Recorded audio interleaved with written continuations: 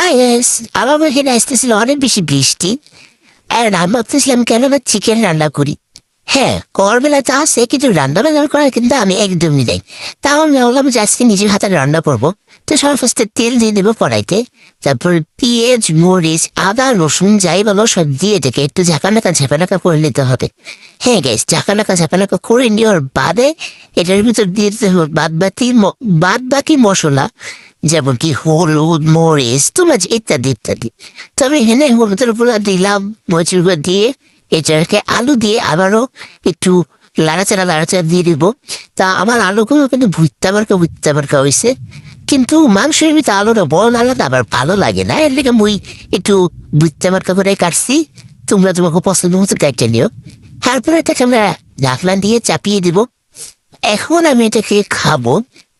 নিজেরটা অপ্রশংসা করে তো থাকতেই পারলাম না, সত্যি মজা হয়েছে।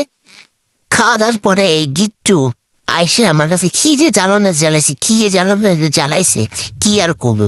পুরাই একেবারে শয়তানের লিডার কিন্তু অয়, মানে এত কান্দে কি আর করবো। একটু পানি করবো না, হয় অনেক বেশি ঠান্ডা লাগতেছে, তাই আমি ওরে উন্নাটা পেঁচাই দিছি।